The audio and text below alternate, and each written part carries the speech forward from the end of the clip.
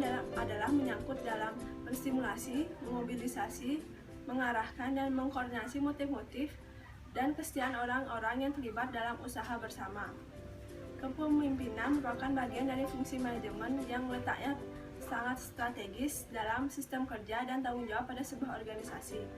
Definisi kepemimpinan menurut para ahli yang pertama ada Coase dan O'Neill pada tahun 1984 yang mendefinisikan kepemimpinan sebagai proses mempengaruhi kelompok orang untuk bekerja sungguh-sungguh untuk mencapai tujuan kelompoknya. Yang kedua ada George Terry pada tahun 1960 yang mendefinisikan kepemimpinan sebagai proses mempengaruhi orang-orang untuk mencapai tujuan bersama.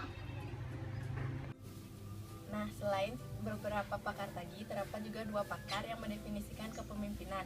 Yang pertama ada Slamet. Pada tahun 2002, Slamet mendefinisikan kepemimpinan sebagai suatu kemampuan, proses, dan fungsi yang pada umumnya mempengaruhi orang lain sehingga mereka mau berbuat untuk mencapai tujuan organisasi. Yang kedua ada Toha.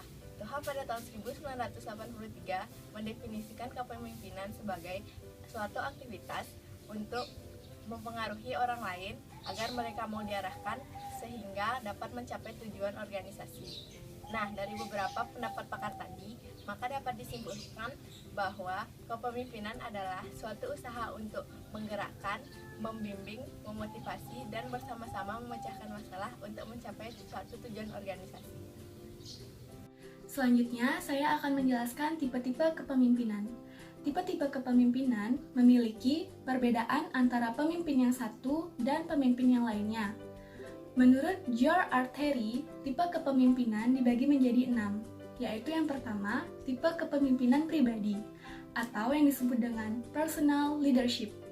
Personal leadership ini dilakukan secara kontak pribadi.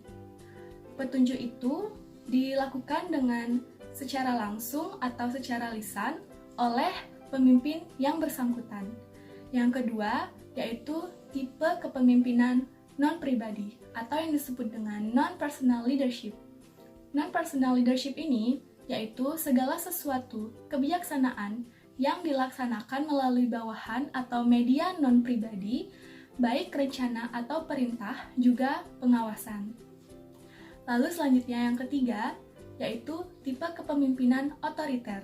Tipe kepemimpinan ini memiliki sifat yang bersungguh-sungguh dalam bekerja, tertib, disiplin, dan bekerja keras. Ia bekerja menurut peraturan-peraturan yang ada dan instruksi-instruksi yang harus ditaati. Kepemimpinan selanjutnya yaitu tipe kepemimpinan demokrasi. Pemimpin yang demokrasi menganggap dirinya sebagai bagian dari kelompoknya dan bersama-sama dengan kelompoknya berusaha bertanggung jawab tentang terlaksananya tujuan agar setiap anggota turut bertanggung jawab, maka seluruh anggota ikut serta dalam kegiatan perencanaan, penyelenggaraan, pengawasan, dan penilaian. Setiap anggota dianggap sebagai potensi yang berharga dalam usaha pencapaian tujuan. Selanjutnya ada tipe kepemimpinan paternalistis, yaitu kepemimpinan ini dicirikan oleh suatu pengaruh yang bersifat kebapakan. Hal ini ada hubungannya sebagai pemimpin dengan kelompok. Tujuannya adalah untuk melindungi dan untuk mengarahkan seperti halnya seorang bapak kepada anaknya. Saya akan menjelaskan tentang tipe kepemimpinan menurut bakat atau endogenous leadership. Biasanya timbul kelompok orang-orang formal yang dimana mungkin mereka menggunakan sistem kompetisi yang mempunyai kelemahan di dalam kelompok tersebut yang dalam keahliannya itu ikut berkecimpung. Faktor-faktor yang mempengaruhi kepemimpinan yaitu karakteristik pribadi pemimpin. Yang paling menonjol itu adalah inteligensi. Pemimpin biasanya inteligensinya lebih tinggi daripada yang dipimpin. Ini saya akan menjelaskan faktor-faktor yang mempengaruhi kepemimpinan. Yang nomor B ada kelompok yang dipimpin. Kumpulan daripada karakteristik pribadi seorang pemimpin, seperti yang dijelaskan di atas itu belum berarti apa-apa, sebelum ia menggunakan sebagai alat untuk menginterpretasi tujuan yang ingin dicapai olehnya. Yang nomor C ada situasi. Setiap pemimpin akan berfungsi pada situasi tertentu, yang berupa situasi, manusia, fisik, dan waktu. Tiap-tiap perubahan situasi membutuhkan perubahan dalam macam kemampuan memimpin. Dengan pengertian bahwa setiap situasi adalah unik, maka untuk tiap 27 situasi dibutuhkan pemimpin yang spesifik dan fleksibel untuk menghadapi situasi yang dahsyat. Saya akan menjelaskan proses pemimpin. Proses pemimpin dibagi menjadi 7, yaitu pertama, membuat keputusan-keputusan, kedua, menetapkan sasaran-sasaran, ketiga, merencanakan dan menyusun kebijakan, yang keempat, mengorganisasikan dan menempatkan, yang kelima, berkomunikasi, yang keenam, memimpin dan mensupervisi, yang ketujuh, mengawasi. Di sini saya akan menjelaskan pengertian dari gaya kepemimpinan dan beberapa model gaya kepemimpinan. Dimulai dari yang pertama, apa itu gaya kepemimpinan? Gaya kepemimpinan adalah cara atau seni yang digunakan oleh seorang pemimpin yang digunakan untuk mengarahkan bawahannya untuk mencapai tujuan dan visi yang ditetapkan. Ada beberapa model gaya kepemimpinan. Yang pertama, gaya kepemimpinan memberitahu, di mana gaya ini cocok untuk diaplikasikan kepada bawahannya yang tidak bisa memikul tanggung jawab, yang memiliki perilaku tugas di atas rata-rata dan perilaku hubungan di bawah rata-rata. Di mana ciri-ciri gaya ini, yang pertama, memberikan petunjuk secara jelas dan rinci, yang kedua, mendefinisikan secara operasional, yang ketiga, komunikasi satu arah, yang keempat, supervisi ketat, yang kelima, keputusan diambil oleh pemimpin, yang keenam, meningkatkan kinerja bawahan. Selanjutnya adalah gaya kepemimpinan menjual. Gaya kepemimpinan ini terbentuk dari perilaku, tugas, dan perilaku hubungan di atas rata-rata. Pada gaya kepemimpinan ini, 30 pemimpin menjelaskan keputusan dan memberikan peluang untuk menjelaskan klarifikasi tugas kepada para pengikut.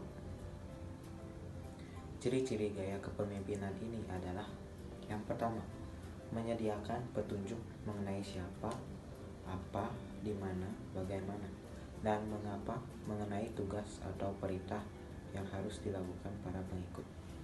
Yang kedua, pemimpin membuat keputusan dan menjelaskan keputusan serta memungkinkan peluang untuk klarifikasi.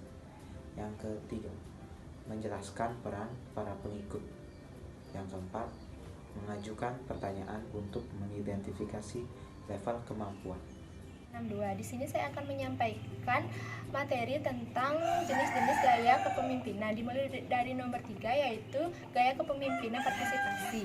Gaya kepemimpinan ini mempunyai karakteristik perilaku hubungan di atas rata-rata dan perilaku tugas di bawah rata-rata. Adapun ciri-ciri gaya kepemimpinan ini yaitu yang pertama, memberi tanggung jawab kepada para karyawan, yang kedua yaitu memfokuskan kegiatan untuk mencapai hasil, yang ketiga yaitu menentukan langkah-langkah berikutnya, yang keempat yaitu memberikan dorongan kepada karyawan. Selanjutnya yaitu gaya kepemimpinan delegasi. Gaya kepemimpinan ini mendelegasikan perilaku hubungan dan perilaku tugas di bawah rata-rata. Adapun ciri-ciri gaya kepemimpinan ini yaitu mendengar keputusan yang untuk mengevaluasi perkembangan. Yang kedua, mendelegasikan tugas aktivitas. Yang ketiga, pengikut membuat keputusan. Yang keempat, yaitu mendorong kebebasan untuk mengambil resiko. Baik, hari ini saya akan menjelaskan faktor-faktor yang mempengaruhi gaya kepemimpinan seseorang. Yang pertama ada faktor kepribadian atau personality, pengalaman masa lalu, dan juga harapan pemimpin, di mana hal tersebut mencakup nilai-nilai, latar belakang, dan juga pengalaman seseorang. Yang kedua, ada karakteristik, harapan, dan juga perilaku bawahan yang dapat mempengaruhi gaya kepemimpinan seseorang. Yang ketiga, ada kebutuhan tugas, di mana tugas-tugas bawahan yang diberikan kepada bawahan dapat mempengaruhi gaya kepemimpinan seorang atasan. Yang keempat, ada iklim dan kebijakan organisasi yang juga dapat mempengaruhi harapan dan perilaku bawahan. Yang kelima, ada harapan dan juga perilaku rekan.